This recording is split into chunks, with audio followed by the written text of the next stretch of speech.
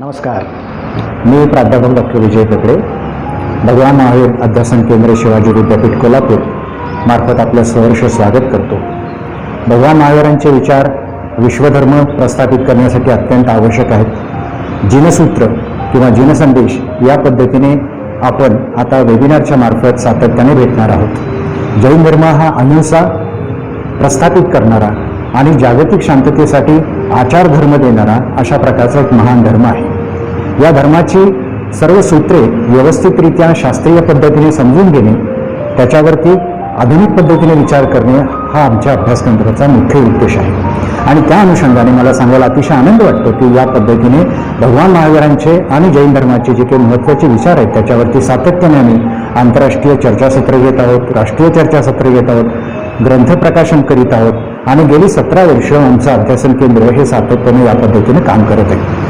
आमचे कुलगुरू doctor DT. Shirke sir यांनी सातत्याने या केंद्राच्या प्रगतीसाठी जी मोलाची मदत केलेली आहे त्यातला एक महत्त्वाचा टप्पा असा की आता आपण एका स्वतंत्र प्रशस्त अशा इमारतीमध्ये आपलं भगवान महावीर अध्यासन केंद्राची सुरुवात होणार आहे. यासाठी 13 कोटी प्रकल्प खर्च असून समाजातील सर्व दानशूर व्यक्तींनी या प्रकल्पात सगळ्यापणे मदत करावी अशी मी विनंती करतो.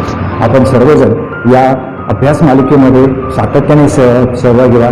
यूट्यूब मार्फत देखील ही मालिका आपणासपर्यंत पोहोचणार आहे. आपणास जैन धर्माच्या बाबतीत काही अभ्यास करायचा असेल, काही शंका असतील तर त्या जरूर आमच्या केंद्राशी संपर्क साधून आपण त्याच्यावरती चर्चा करूया. पुनश्च एकदा आपल्या सर्वांचं मनापासून मी स्वागत करतो. धन्यवाद.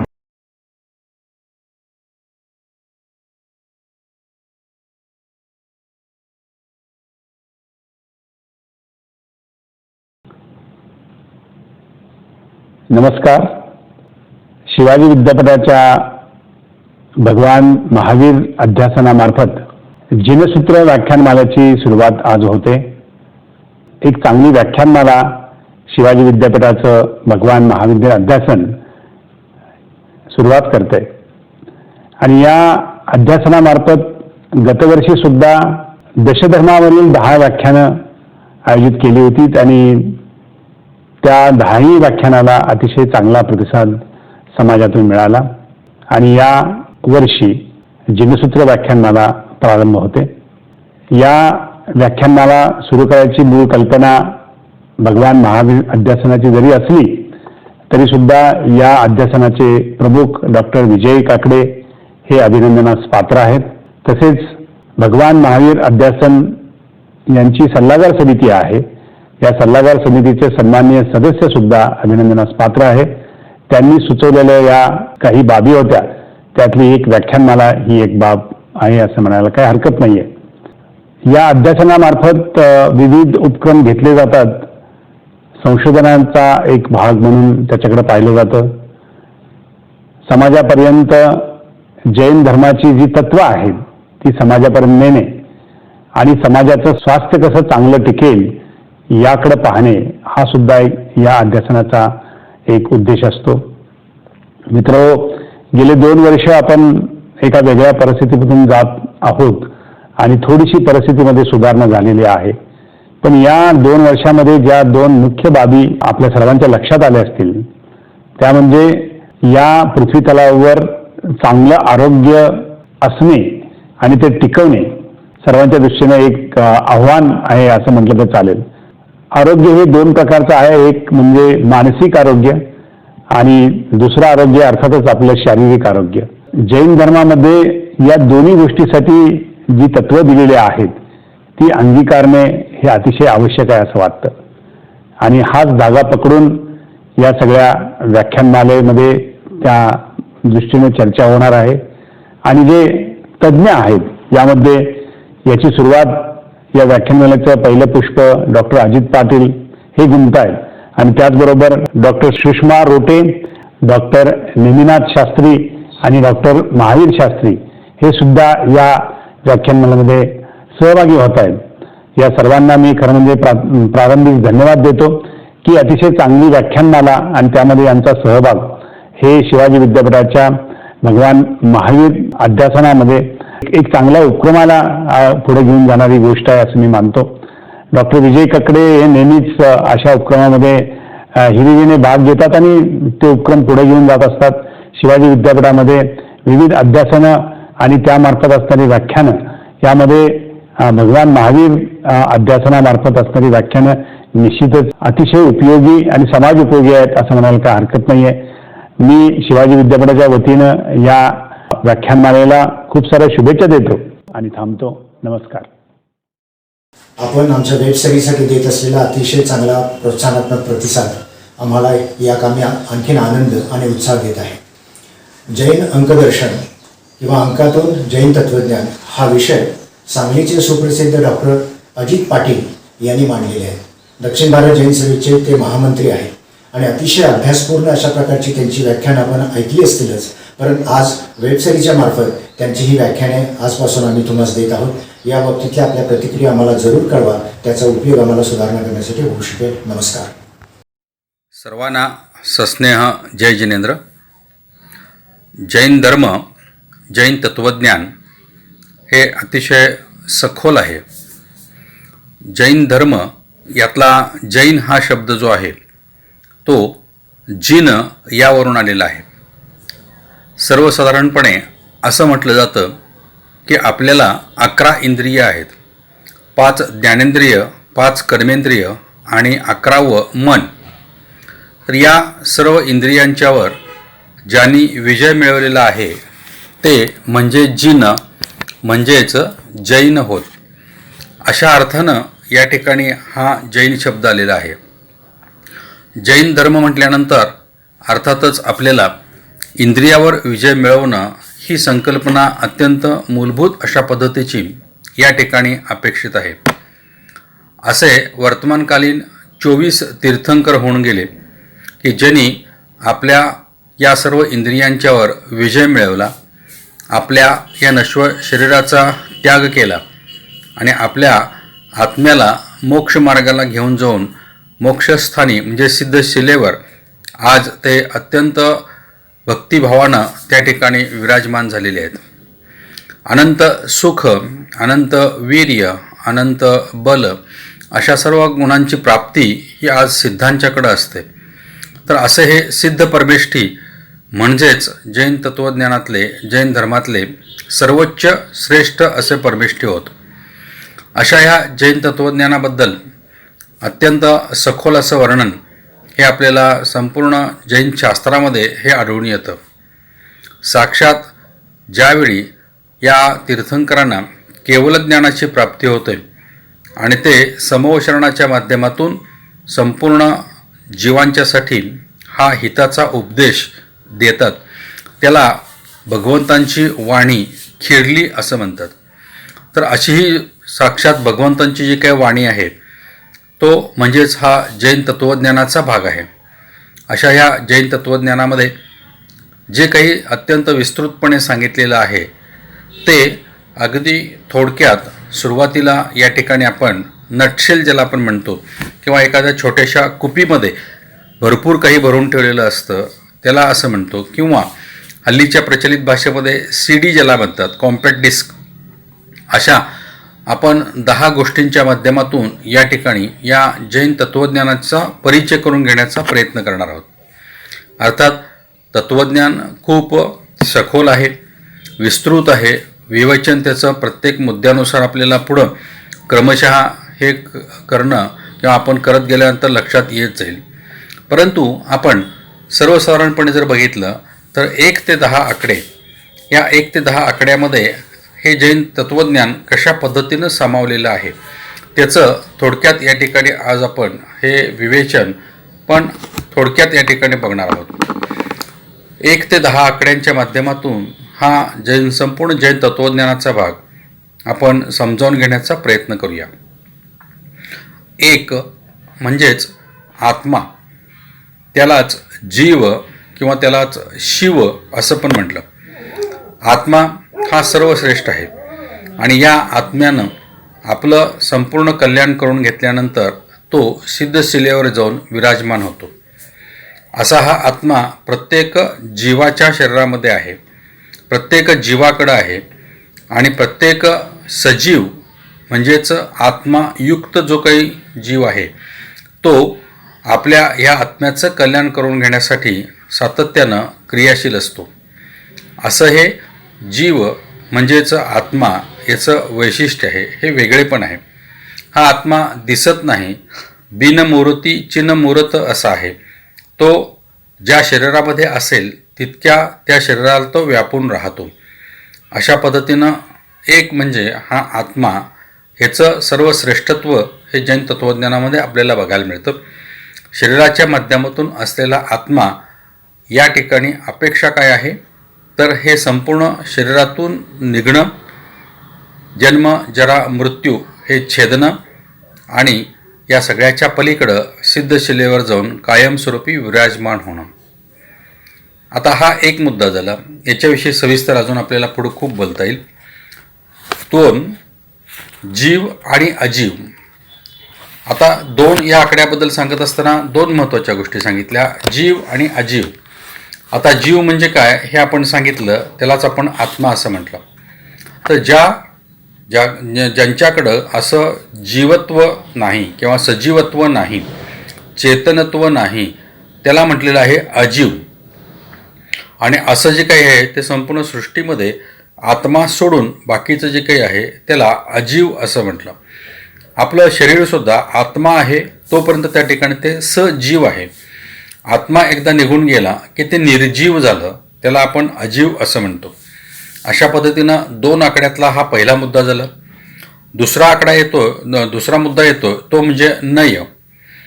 हे दोन प्रकारचे सांगितले. एक निश्चय नय सांगितला आणि दुसरा व्यवहार नय सांगितला.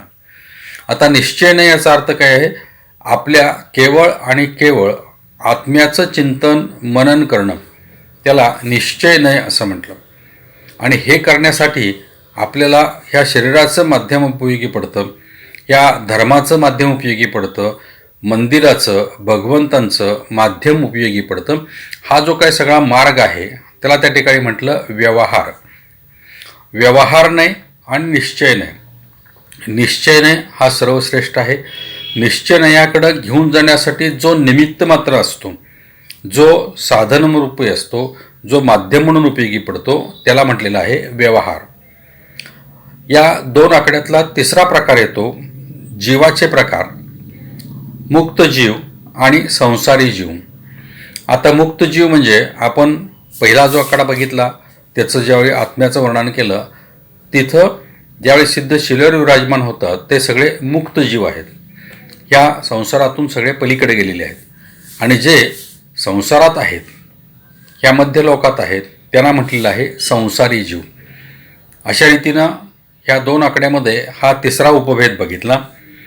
तिसरा बघितला. चौथा आपण या ठिकाणी बघतो निगोध.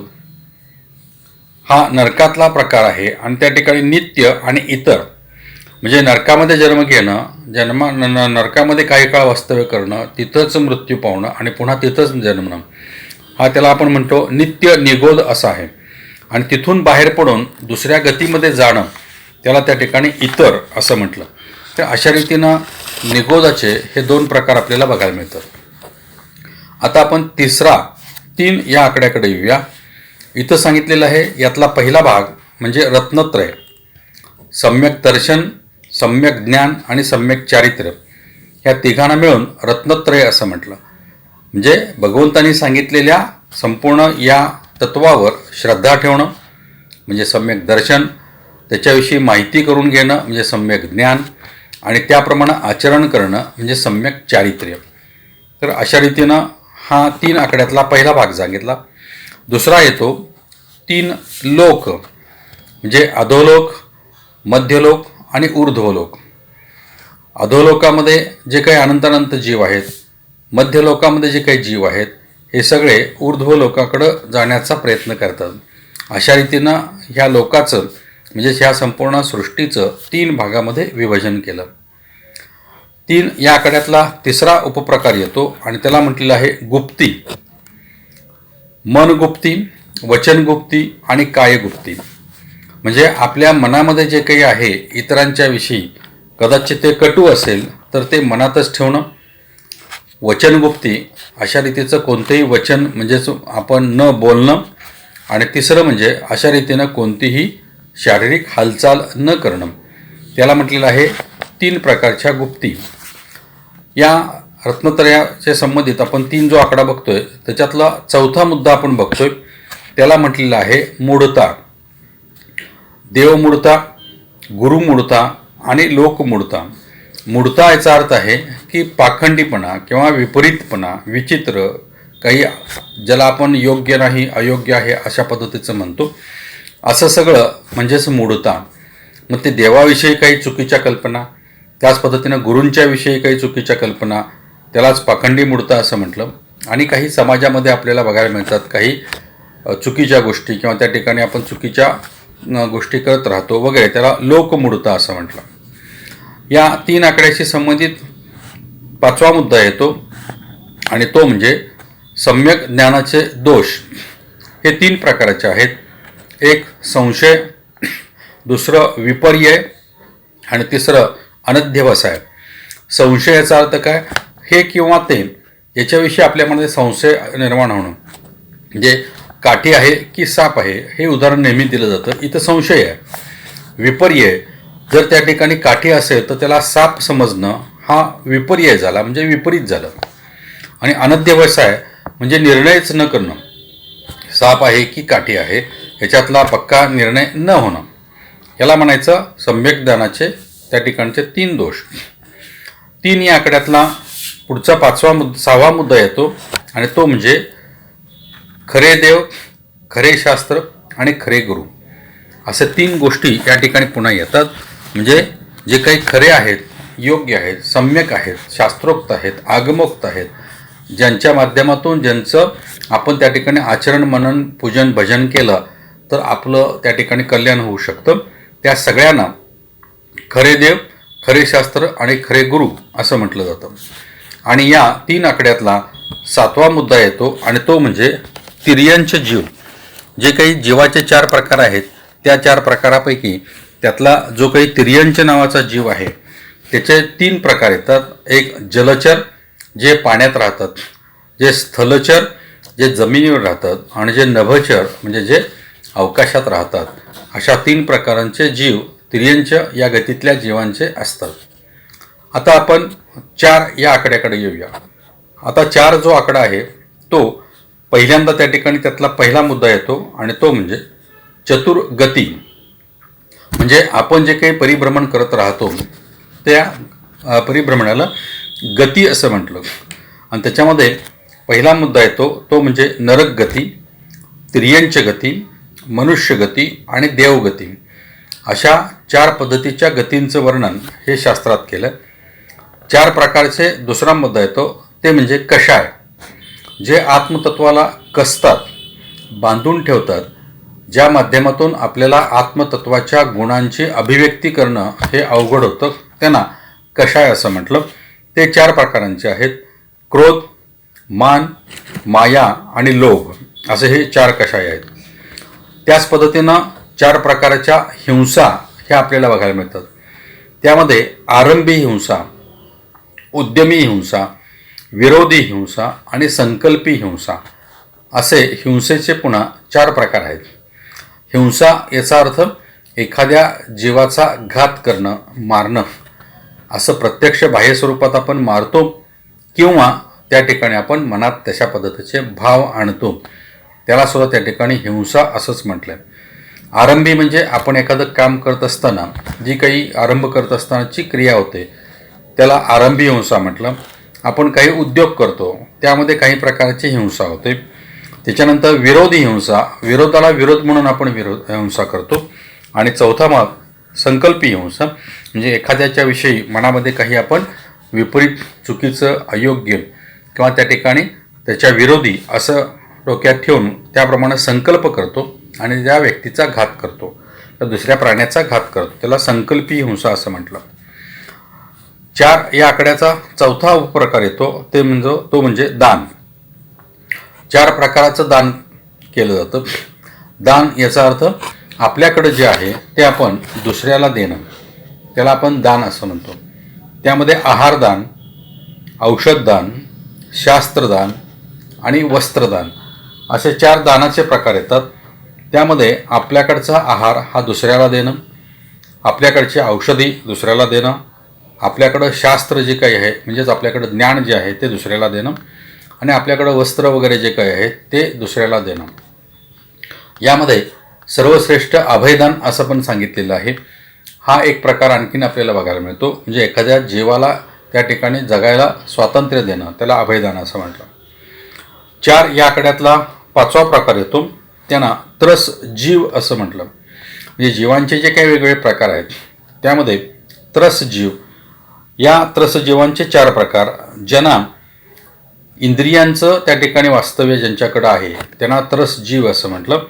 आणि त्याच्यामध्ये द्विंद्रिय 2 इंद्रिय असलेले, त्रिइंद्रिय 3 इंद्रिय असलेले, चतुरेंद्रिय 4 इंद्रिय असलेले आणि पंचेंद्रिय 5 इंद्रिय असलेले अशा प्रकारचे 4 प्रकारांचे जीव त्यांना त्रस जीव असं म्हटलं.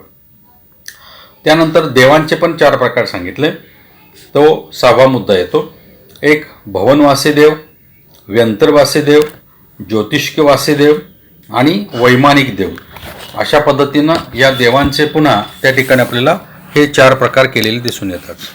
अशा रीतीनं या 4 आकड्याविषयी आपण ही थोडक्यात ओळख करून घेतली.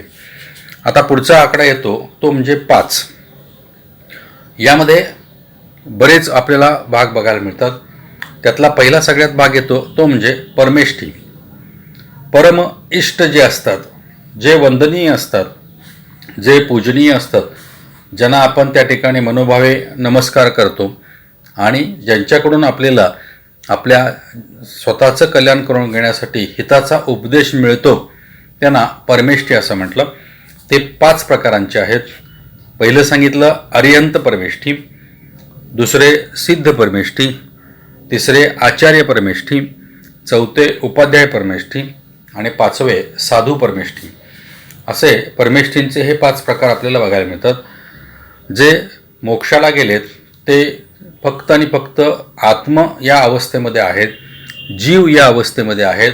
अनंत सुख ज्यांच्याकडं आहे ते सिद्ध परमेष्ठी. ते पुन्हा मागं येत नाहीत. जन्म जरा मृत्यू त्यांना पुन्हा होऊ शकत नाही. त्याच्यानंतर अर्यंत परमेष्ठी. मंदिरामध्ये जी मूर्ती असते त्या 24 तीर्थंकरांच्यापैकी ज्यांची मूर्ती असते ते अर्यंत परमेष्ठी असतात. म्हणजे त्यांना शरीर आहे पण त्यांचं त्या ठिकाणी शरीर आपल्या नेहमीच्या इतर जीवांच्यासारखं असत नाही. केवळ माध्यम म्हणून शरीर काही दिवस त्यांच्याजवळ असतं, परंतु त्याच्या पलीकडे ते गेलेले असतात. त्यांची आपण पूजा करतो, भक्ती करतो, त्यांच्या मंदिरामध्ये मूर्तीची त्यांच्या प्रतिष्ठापना करतो आणि त्यांच्या पंचामृत अभिषेक करतो. त्यांना अर्यंत परमेष्ठी असं म्हटलं. त्यानंतर तिसरे येतात आचार्य परमेष्ठी. आचार्य परमेष्ठी याचा अर्थ काय आहे? जे प्रत्यक्ष आचार्य म्हणजेच एखाद्या संघाचे प्रमुख असतात त्यांना आचार्य असं म्हटलं. जसं महाविद्यालयामध्ये प्राचार्य असतात तसे या मुनी संघामध्ये आचार्य असतात. तर अशा या आचार्यांचं त्या ठिकाणी वर्णन केलेलं आहे. ते आपल्याला दीक्षा देतात, इतर साधूंना शिक्षा देतात म्हणजे शिक्षण देतात. नंतरचा 4था प्रकार येतो परमेष्ठींचा उपाध्याय. जे सातत्यानं संघामध्ये राहून शिकत असतात आणि शिकवत असतात त्यांना उपाध्याय परमेष्ठी असं म्हटलं. आणि साधू परमेष्ठी म्हणजे जे केवळ शिकतात ते साधू. असे हे परमेष्ठींचे आपल्याला 5 प्रकार बघायला मिळतात. त्याच्यानंतर आपण बघतोय यातला 5 आकड्यातला दुसरा भाग त्यांना अनुव्रत असं म्हटलं. ही 5 प्रकारांची सांगितलेली आहेत. पहिलं सांगितलं अहिंसा, सत्य, अस्तेय, अपरिग्रह आणि ब्रह्मचर्य. आता अनुव्रतांचा जर आपण सूक्ष्म विचार केला तर अहिंसा म्हणजे कोणत्या प्रकारची हिंसा न करणं, सत्य म्हणजे असत्य न बोलणं, अस्तेय म्हणजे कोणतीही वस्तू दुसऱ्याच्या परवानगीशिवाय न घेणं, परिग्रह परिमाण म्हणजे जेवढं आपल्याला संसारी जीवना जगण्यासाठी लागतं तेवढ्याचाच त्या ठिकाणी संचय करणं, आणि ब्रह्मचर्य म्हणजे स्थूल रूपानं ब्रह्मचर्याचं पालन करणं, आपल्या इंद्रियांच्यावरचं नियंत्रण ठेवणं. ही झाली श्रावकांच्यासाठी सांगितलेली, सामान्य लोकांच्यासाठी सांगितलेली 5 प्रकारांची अनुव्रत. आता यातला 3रा प्रकार येतो तो म्हणजे महाव्रत. अहिंसा म्हणजे सूक्ष्म कोणत्याही जीवाची हिंसा होऊ नये असं वर्तन करणं. ही साधूंच्यासाठी खास करून सांगितलेली आहेत. त्याच्यानंतर सत्य, सूक्ष्मसुद्धा असत्य न बोलणं, अस्तेय, कोणतीही वस्तू इतरांच्या परवानगीशिवाय न घेणं, अपरिग्रह, कोणत्याही प्रकाराचा संग्रह स्वतःजवळ न करणं. अर्थात साधू आपल्याला माहीत आहेत की ते सर्व प्रकारचा त्याग केलेला असतो त्याने, आणि त्यांच्याजवळ फक्त पेंची, कमंडलू, शास्त्र आणि जपमाळ एवढंच असतं. परंतु इतर बाकी काही गोष्टी त्यांच्याजवळ नसतात. त्याला अपरिग्रह असं म्हटलं. आणि ब्रह्मचर्य, साधू सूक्ष्म प्रकाराचं सुद्धा ब्रह्मचर्याचं पालन करतात. सर्व इंद्रियांच्यावर त्यांचं नियंत्रण असतं. त्याच्यानंतर 5 या आकड्यातला पुढचा 4था प्रकार येतो. त्याला म्हटलेलं आहे पंचकल्याणिक. गर्भकल्याणिक, जन्मकल्याणिक, दीक्षा कल्याणिक, केवल ज्ञान कल्याणिक आणि मोक्ष कल्याणिक असं या प्रकारचं 5 प्रकारांचं कल्याणिक असतं. कल्याणिक याचा अर्थ एखादा भव्य जीव ज्यावेळी आईच्या उदरात येतो त्यावेळी त्याचं गर्भकल्याणिक साजरं केलं जातं. तो प्रत्यक्ष जन्माला येतो त्यावेळी त्याचं जन्मकल्याणिक होतं. सर्व संसाराचा त्याग करून तो निघून जातो त्यावेळी त्याची दीक्षा होते, दीक्षा कल्याणिक म्हणतात त्याला. त्यांना तपश्चरणाच्या परिणामी 4 घाती कर्म नष्ट केल्यानंतर त्यांना केवल ज्ञानाची प्राप्ती होते. ते ज्ञान म्हणजेच त्या ठिकाणचं श्रेष्ठ ज्ञान, केवल ज्ञान, ते 4थं अशा पद्धतीचं कल्याणिक. आणि ते मोक्षाला निघून जातात, त्याला मोक्ष कल्याणिक असं 5वं म्हटलं. त्याच्यानंतर आपण 5 या आकड्यातला 5वा मुद्दा बघतो. त्याच्यामध्ये त्यागींच्यासाठी पंच आचार असं सांगितलेलं आहे. त्याच्यामध्ये दर्शनाचार, ज्ञानाचार, तपाचार, चारित्राचार आणि वीर्याचार अशा पद्धतीनं त्यागींनी आपलं कशा पद्धतीचं वर्तन ठेवावं त्याच्याविषयीचं या ठिकाणी सुंदर विवेचन आहे. त्याच पद्धतीनं त्यागींच्यासाठी 5 प्रकारच्या समितींचं पण वर्णन केलेलं आहे. त्या कोणकोणत्या समिती आहेत? ईर्या समिती, भाषा समिती, ऐषणा समिती, आदान निक्षेपण समिती आणि प्रतिष्ठापना समिती. याचा अर्थ काय आहे? ईर्या म्हणजे आपण चालत असताना, विहार करत असताना समोर बघणं, कोणत्याही प्रकारची आपल्याकडून जीवाची हिंसा होत नाही ना याविषयी दक्ष राहणं, त्याला ईर्या समिती म्हटलं. भाषा समिती म्हणजे त्यागींचं जे काही वक्तव्य आहे, वचन आहे, बोलणं आहे, प्रवचन आहे, त्याचे अत्यंत संयमित अशा पद्धतीची भाषा, कोणत्याही जीवाला त्या ठिकाणी न दुखवण्याची भाषा, त्याला भाषा समिती असं म्हटलं. ऐषणा समिती म्हणजे त्यागी जो आहार घेतात, दिवसातून उभं राहून एकदाच ते आहार घेतात आणि त्या आहाराविषयी सुद्धा दक्ष असणं, कोणत्याही प्रकारचं आपल्या शरीरामध्ये काही हिंसात्मक जात नाही ना, आपल्या आहाराच्या माध्यमातून कोणत्या जीवाला काही त्रास होत नाही ना, आपला जेवढा आहार आहे तेवढा योग्य, शुद्ध, सात्विक आणि अल्प प्रमाणात हा आपण घेतोय ना, याला ऐषणा समिती असं म्हटलं. आदान निक्षेपण समिती म्हणजेच ज्यावेळी साधू एखाद्या ठिकाणी वास्तव्याला थांबतात त्यावेळी त्यांच्या आसनाला म्हणजे पाट, लाकडी पाट असतो, त्याच्यावर बसत असताना, उठत असताना किंवा एखादं शास्त्र घेत असताना किंवा ठेवत असताना किंवा कमंडलू, पेंची घेत असताना, ठेवत असताना कोणत्याही प्रकारचा सूक्ष्म जीव त्याचा घात, विघात, त्याचा त्रास, त्याला हानी, इजा पोचत नाही ना याविषयी दक्ष असणं, त्याला म्हटलेलं आहे आदान निक्षेपण समिती. त्याच्यानंतर प्रतिष्ठापना समिती म्हणजे ज्यावेळी साधू मल आणि मूत्र याचं विसर्जन करत असतात, नैसर्गिकरित्या आहार घेतल्यानंतर, जल घेतल्यानंतर, द्रव आहार घेतल्यानंतर आपल्या शरीरातून 3 प्रकारांच्या मलांची निर्मिती होते. मल म्हणजेच हा घन स्वरूपातला पुरुष, मूत्र द्रव स्वरूपातलं आणि घाम, स्वेद.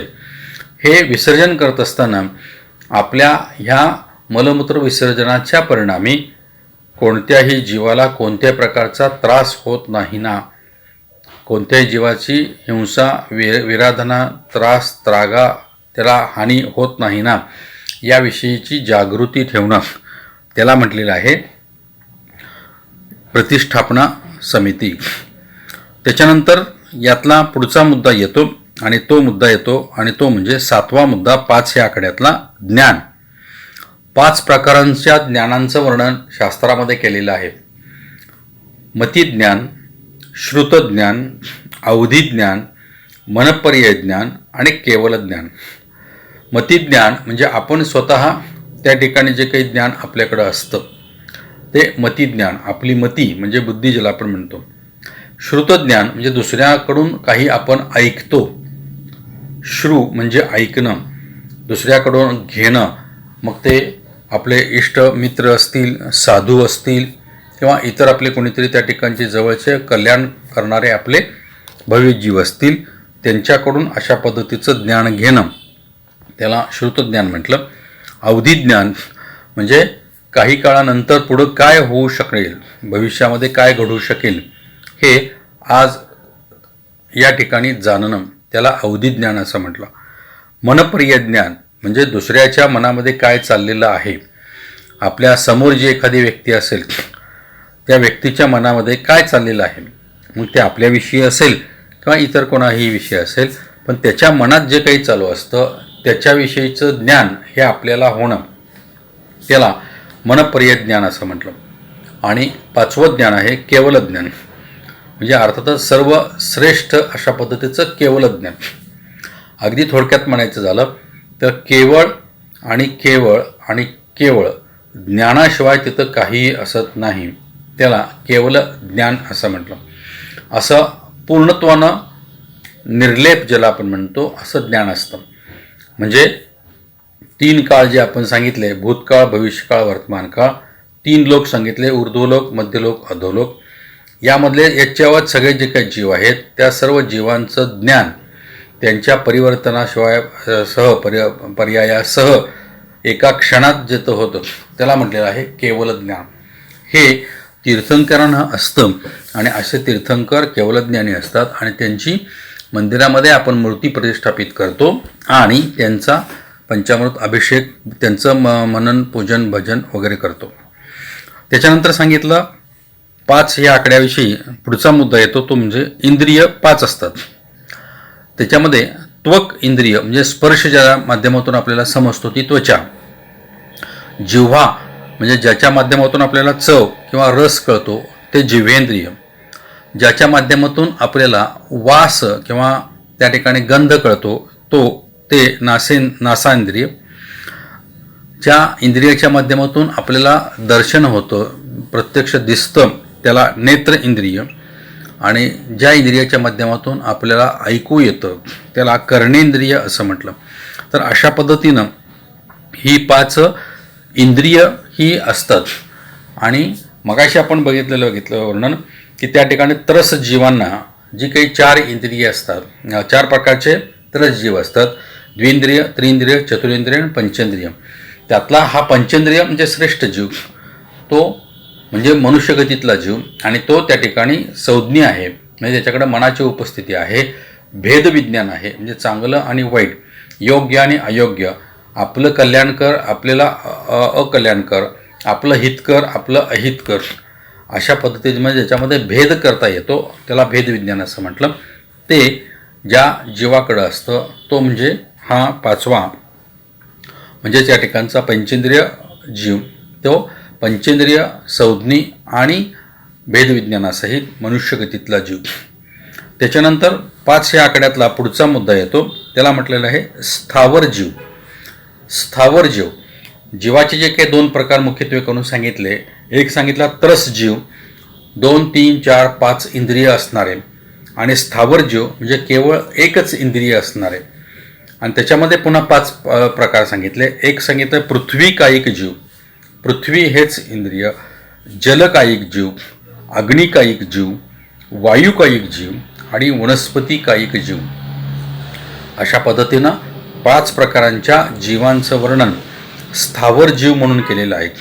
म्हणजे वनस्पतींच्यामध्ये सुद्धा जीव आहे, वायूमध्ये जीव आहे, अग्नीमध्ये जीव आहे, जलामध्ये जीव आहे आणि पृथ्वी म्हणजेच या भूमीमध्ये सुद्धा जीव आहे.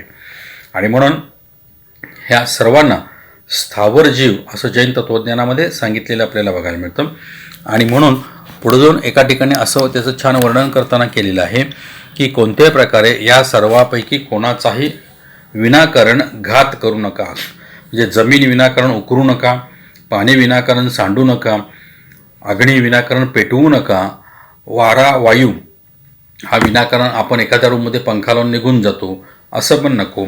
आणि अर्थातच सर्वश्रेष्ठ वनस्पती कायिक जीव, म्हणजे वनस्पती या किती श्रेष्ठ आहेत हे आत्ता आपण पर्यावरणाच्या माध्यमातून सगळेजण जाणून घेतोयच. आणि त्या दृष्टिकोनातून संपूर्ण जगभर हरित ज्याला आपण म्हणतो अशी क्रांती करण्याचं काम सुरू आहे. आणि साधारणपणे जी काही विशिष्ट अशी वनस्पतींची विशिष्ट प्रमाणातली पृथ्वीवर असण्याची आवश्यकता आहे ती जोपर्यंत असेल तोपर्यंतच या ठिकाणचं वातावरण हे स्वच्छ, निर्मल किंवा आपल्याला आवश्यक असणारा प्राणवायू, अनावश्यक असणारा कार्बन डायऑक्साईड वगैरे वगैरे यांच्या सहित राहील. ते एकदा त्या ठिकाणचं पर्यावरण बिघडत चाललं की जीवानं या ठिकाणी वास्तव्याला कठीण होत जाणार आहे. अशा रीतीनं वनस्पती कायिक जीवसुद्धा आहेत, त्या वनस्पती कायिक जीवांचं सुद्धा संरक्षण करावं. वनस्पती कायिक जीवांचं संरक्षण केल्यानंतर आपल्याला सुद्धा त्या ठिकाणी त्रास होत नाही किंवा सर्वश्रेष्ठ मनुष्यगतीतल्या जीवांना त्याचा लाभ होऊ शकतो असं सांगितलं गेलेलं आहे. तर अशा रीतीनं आपण 1 ते 5 ह्या आकड्याचं महत्त्व या ठिकाणी अगदी थोडक्यात समजावून घेतलं. अर्थात आपण सुरुवातीला सांगितलेलं होतं की 1 ते 10 यापैकी आपण याचं वर्णन बघूया, परंतु आता पहिल्या एका भागामध्ये या ठिकाणी आपल्याला हे सविस्तर पूर्ण 10पर्यंत बघणं हे आपल्याला अवघड वाटतं. आणि म्हणून या ठिकाणी आपण पहिले 5 या ठिकाणी आहेत त्यांचंच फक्त वर्णन हे आपण या ठिकाणी बघितलेलं आहे. पुढच्या भागामध्ये 6 ते 10 बाकीचे जे काही या ठिकाणचे मुद्दे आहेत त्यांचं आपण वर्णन बघूया. आता यातले थोडक्यात पुन्हा आपण बघितलं तर जैन तत्त्वज्ञान हे 5 वेगळ्या आकड्यांच्या माध्यमातून या ठिकाणी आपण त्याचा परिचय करून घ्यायचा प्रयत्न करतोय. 1 जीव, 2 आपण बघितलं त्याच्यामध्ये जीव आणि अजीव, निश्चय नाही व्यवहार नाही, मुक्त आणि संसारी जीव, नित्य आणि इतर निगोद, त्याच पद्धतीनं द्रव्यहिंसा आणि प्राणीहिंसा असे 2 या आकड्याबद्दलचं महत्त्व. 3 या आकड्याबद्दल सम्यक दर्शन, सम्यक ज्ञान, सम्यक चारित्र्य, रत्नत्रय त्याला म्हटलं. मन गुप्ती, वचन गुप्ती, काय गुप्ती यांना गुप्ती असं म्हटलं. देवमूर्ता, गुरुमूर्ता, लोकमूर्ता यांना मूर्ता असं म्हटलं. अधोलोक, मध्यलोक, ऊर्ध्वलोक यांना लोक असं म्हटलं. त्याच पद्धतीनं भूतकाळ, भविष्यकाळ, वर्तमान काळ अशा 3 प्रकारचं काळाचं वर्णन. त्यानंतर संशय, विपर्यय, अनध्यवसाय यांना सम्यक ज्ञानाचे दोष असं म्हटलं. जलचर, स्थलचर, नभचर यांना तिर्यांचे जीव असं म्हटलं. खरे देव, खरे शास्त्र, खरे गुरु यांचं वर्णन आपण बघितलं. त्यानंतर 4 या आकड्याविषयी आपण माहिती घेतली. त्यामध्ये नरकगती, तिर्यांची गती, मनुष्यगती, देवगती अशा 4 गती, क्रोध, मान, माया, लोभ असे 4 कषाय, आरंभी, उद्यमी, संकल्पी, विरोधी अशा 4 प्रकारची हिंसा, आहार, औषधी, शास्त्र, वस्त्र, दान अशा 4 प्रकारचं दान, द्विंद्रिय, त्रिंद्रिय, चतुरेंद्रिय, पंचेंद्रिय अशा 4 प्रकारचे त्रसजीव, भवनवासी, व्यंतरवासी, ज्योतिष्कवासी, वैमानिक अशा 4 प्रकारचे देव. आणि त्याच्याशिवाय आपण 4 घाती कर्म, दर्शनावर्णीय, ज्ञानावर्णीय, मोहनीय आणि अंतराय अशी 4 घाती कर्म. आणि त्याच्याशिवाय 4 अघाती कर्म, त्यामध्ये आयु, नाम, वेदनीय आणि गोत्र अशा 4 अघाती कर्मांचं वर्णन बघितलं. यानंतर आपण 5 या आकड्याकडे आलो. त्यामध्ये अर्यंत, सिद्ध, आचार्य, उपाध्याय आणि साधू असे 5 परमेष्ठी, अहिंसा, सत्य, अस्तेय, परिग्रह, परिमाण, ब्रह्मचर्य अशी 5 अनुव्रत, अहिंसा, सत्य, अस्तेय, अपरिग्रह, ब्रह्मचर्य अशी 5 महाव्रत, गर्भ, जन्म, दीक्षा, केवल ज्ञान, मोक्ष अशी 5 कल्याणिका, दर्शनाचार, ज्ञानाचार, तपाचार, चारित्राचार, वीर्याचार अशा 5 प्रकारांचा आचार, इर्या, भाषा, ऐषणा, आदान निक्षेपण, प्रतिष्ठापना अशा 5 प्रकारांच्या समिती, ह्या त्यागींच्यासाठी दोन्ही गोष्टी सांगितलेल्या. त्यानंतर मतिज्ञान, श्रुतज्ञान, अवधिज्ञान, मरेंबरज्ञान, केवलज्ञान अशा 5 प्रकारांचं ज्ञान. त्वक, जिव्हा, नासा, नेत्र, कर्ण अशी 5 प्रकारची इंद्रिय आणि स्थावर जीव, त्यामध्ये पृथ्वीकायिक जीव, जलकायिक जीव, अग्निकायिक जीव, वायुकायिक जीव आणि वनस्पतिकायिक जीव अशा 5 प्रकारांच्या स्थावर जीवांचं वर्णन आपण बघितलं. तर असं हे जैन तत्त्वज्ञान अगदी थोडक्यामध्ये, पण आपण ज्याची सुरुवात म्हणतो नटशेलमध्ये, CD मध्ये, कॉम्पॅक्टमध्ये या ठिकाणी आपण बघतोय. अर्थात यातले जे काही मुद्दे आपल्यापुढे या ठिकाणी मी मांडले त्या सर्वावर स्वतंत्रपणे प्रत्येकी एक छानपैकी व्याख्यान होऊ शकतं. इतकं हे विस्तृतपणे आपल्याला बघायला हे मिळतं. त्याचं खूप सखोल ज्ञान हे आपल्याला शास्त्रामध्ये दिलेलं दिसून येतं. आपण अगदी थोडक्यात सुरुवातीला त्यांचा परिचय घेऊन करण्याचा हा प्रयत्न केला. या पहिल्या भागामध्ये ही एवढी माहिती आपण घेतल्यानंतर दुसऱ्या भागाकडे आपण वळणार आहोत आणि त्या दुसऱ्या भागामध्ये 6 या आकड्यापासून पुढं 10 या आकड्यापर्यंत जे काही महत्त्व आहेत, कोणकोणते मुद्दे आहेत त्यांचं वर्णन आपण बघणार आहोत. त्याच्यानंतर जर तिसरा भाग आपण बघितला तर त्याच्यामध्ये 11 आकड्यापासून मग काही मुद्दे पुढचे येतात, सलग नसले तरी आधेमध्ये, परंतु काही महत्त्वाचे त्या ठिकाणी आकडे आणि त्याच्याविषयीचं आपल्याला आवश्यक असणारं ज्ञान याविषयी सविस्तर माहिती त्यामध्ये येते. त्याचंही वर्णन आपण बघणार आहोत.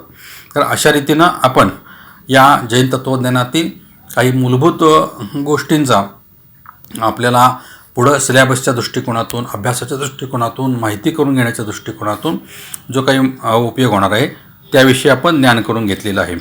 आपल्याला थोडंसं क्लिष्ट वाटेल, पण ते काही काळानंतर आपल्याला सोपं होऊन जाईल.